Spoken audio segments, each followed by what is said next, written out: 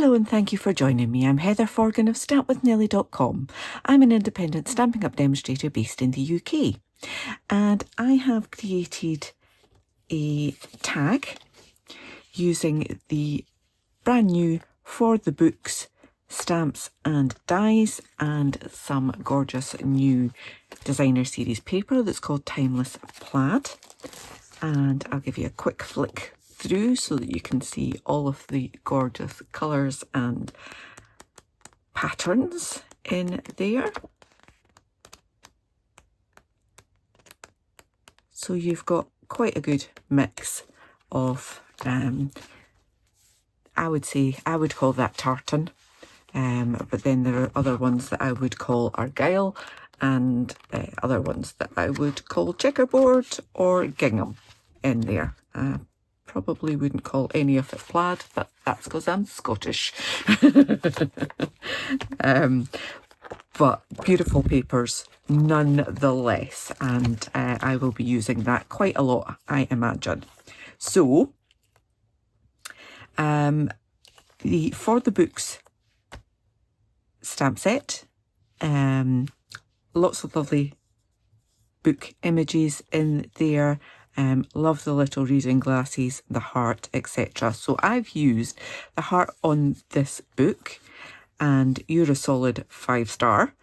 And I made this for the Project Share blog hub with my friends Verity, Vicky and Jane, and there will be a link to that blog post in the description for this video so that you can check out what they have made. Our theme is something new, so I've used new stamp, new dies, new paper.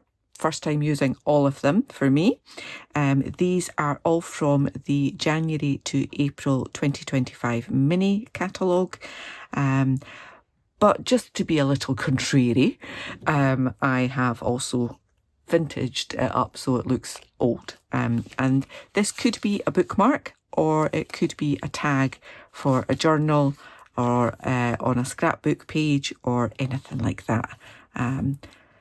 So I'm going to make another one and show you how I made them. Love these little tassels made with that die there. So I've gone ahead and done some of the prep. So I have 2 of those die cut tassels. This is the die for them, and that is using wild wheat. And I have die cut 2 of those little flags, ribbons, whatever you want to call them. Then I have got, those are wild wheat as well. I've got my book from Basic Beige, and that's the kind of pages bit there as well. And I've got the card Basic Beige and this designer series paper. So this piece is 2 1/4 by 5.5 inches, and this piece is 2 inches by 5 1/4. You'll get all the measurements in my blog post as well. I also have a little bit of baker's twine from the Essentials pack.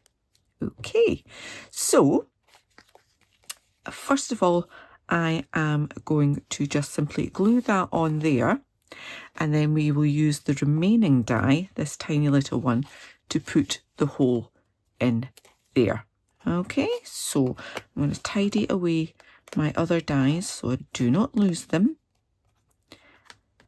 There we are, and these are the pieces that I will be using next. But let's just grab my multi-purpose liquid glue. It's a cold day here today, so my glue might take a little bit of time to warm up, but like myself.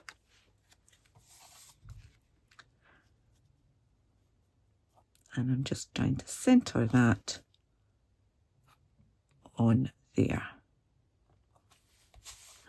Press that down. Now, I want to put that in the middle. Now, think it's my eyesight, or it's possibly the fact that I'm not looking at it straight, because I'm sitting here, you're looking straight at it, I'm not. So I can either use my grid mat, and I can make sure that I've got that kind of centred there, or I have this little ruler that I'd forgotten that I had, to be perfectly honest, and it has, let's see if we can show you there, so it's got a centre point there, so I can put that and just check my measurements, so that centre point in the middle there, and I can check that I've got the same measurement either side there. Either way, I want it to be roughly. And I'm going to line up that straight edge with the top of my tag and line up the hole with that middle point there. Grab a tiny piece of tape and try not move it around. And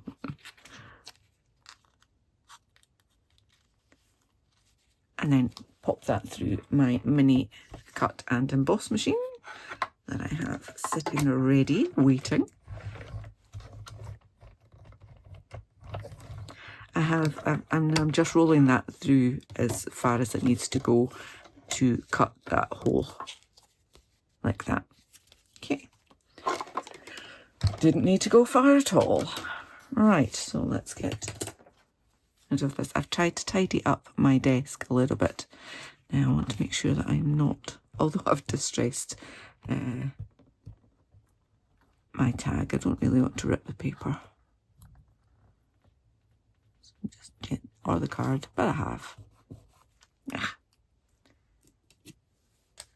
That tape obviously wasn't as well used as I thought it was. Right, so a little bit distressing, and I've got a mini blending brush that I have used with crumb cake. I could use basic beige, but the crumb cake is just basic beige on basic beige on basic beige is kind of difficult to see, to be perfectly honest. And I'm going to distress a couple of bits, so just rough it up a wee bitty at the corners, because they always get bashed, don't they? And I could even peel back that bottom piece and just kind of roll that a little as well. There we go. That'll do. And on the edge you can either use your scissors to roughen it up, a bit like that, or you can just simply roll bits in as well, like that. Add in maybe a little tear as well. Okay, so it's looking a bit battered and bruised now. Definitely looking a little bit older. So I can then bring in my brush and it's going to pick up on some of that and make it look as if it's grubby through age,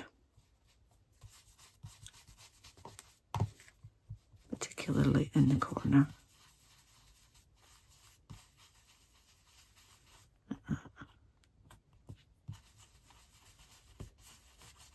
It's better.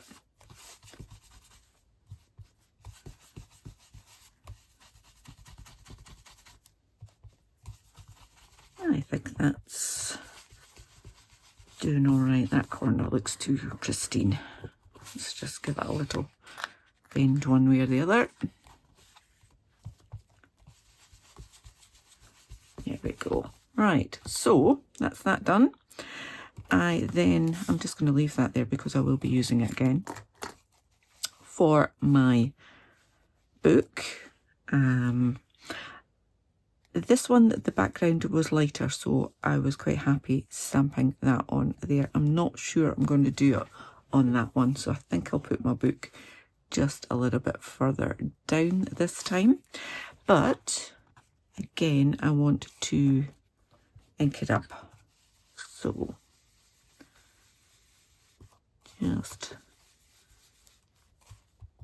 add that little bit there, and it all of these details here are kind of partially cut through as well, so your ink will kind of pick up the edges of that as well. Okay, and then I need to stamp my little heart. I'm going to stamp that with wild wheat.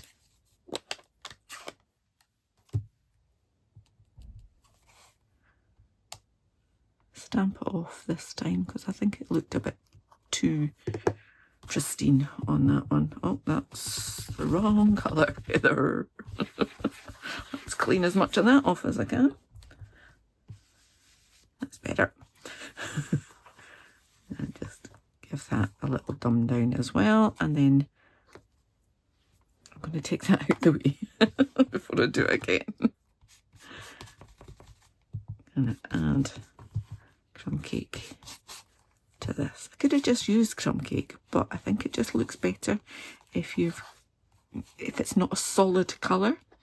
So these, again, you've got lines partially cut through on these die cuts. So I'm gonna pop one in there and one further down in there like that. Okay, now they can't go in too far because I don't want them to come over the top.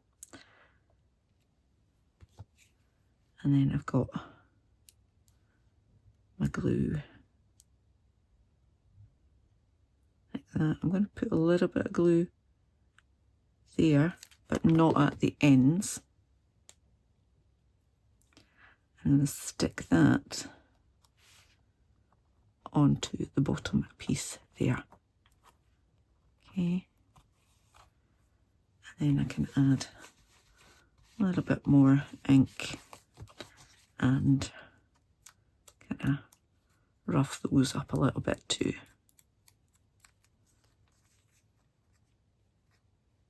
Okay, and then that needs to go on. I need a little bit more ink, I think, on that side bit. Yeah.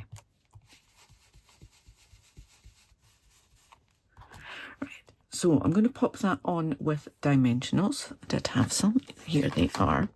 But I'm only going to put the dimensionals on the main part of the book.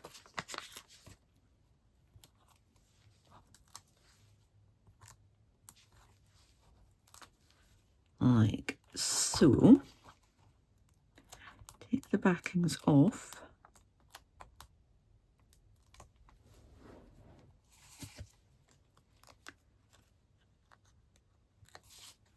Bend those down a little bit, and then that will go on there. And it does give it more of a 3D look. And then I can press that down there, and a little bit of glue I put on there might stick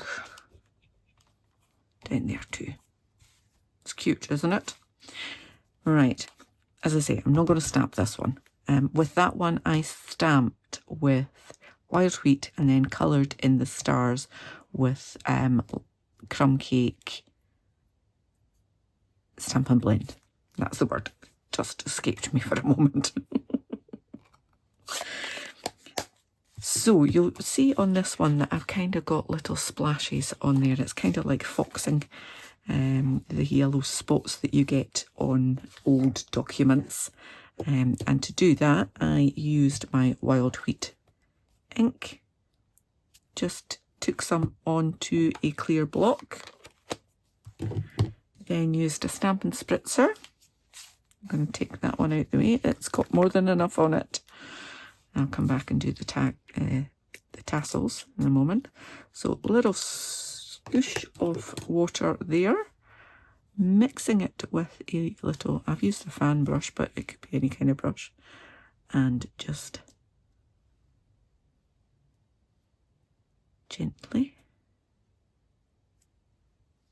and I added a couple of little other marks in there too. I think that'll do. Let's put that out your way. Right, so these tassels, such fun. Now I will do one with you and then I'll do the other one quickly. So I'll do the first one and then I'll speed up through the second ones so that you're not having to sit through that for too long. So this piece of twine is about 7 inches and I'm just tying it in a knot and then try and get another knot on top so that it won't come through the tassel.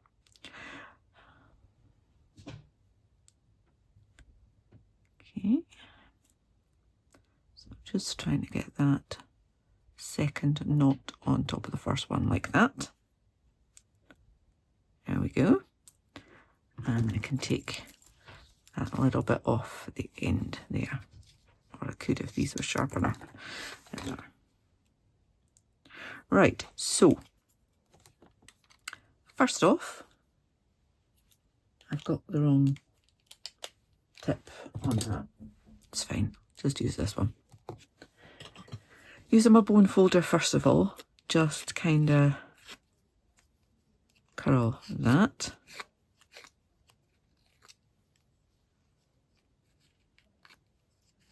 Okay, so you've got it kind of starting to roll up. And then I did use my piercing bit on my take your pick tool, but I've obviously changed it since the last time I used it, or it might be on my other one that's away across the other side of the room, and that brings it a lot closer.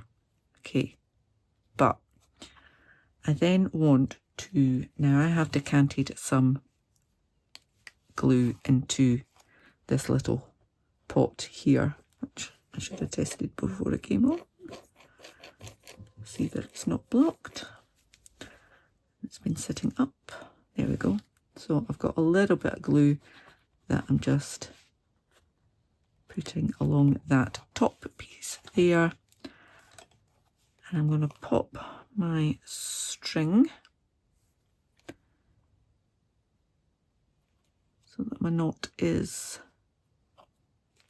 just under that piece there, and I'm going to try and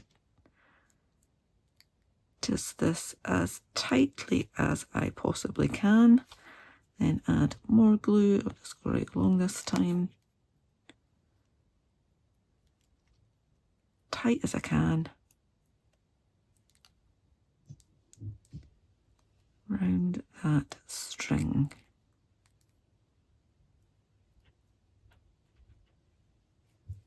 Like so. Okay, as I say, I will do the second one, but I'll fast forward you through that.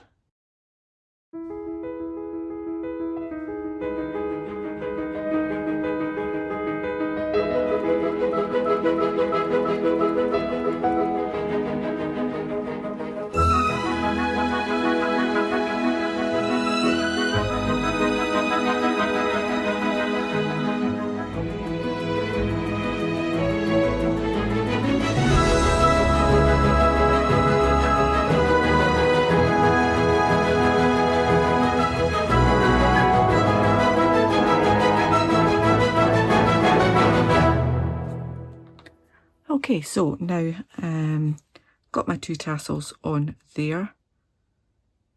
Just double that up, pop that through there, and then pass those 2 tassels through that loop, and we are done. So 2 different versions, one with some stamping and the other one not. I hope you enjoyed this tutorial. If you have, please give me a thumbs up. If you're new to my channel, please do click on that subscribe button, click the bell and get a notification the next time I upload a tutorial. Please do check out my blog post and hop round the other lovely ladies too. Until the next time, take care. Bye bye.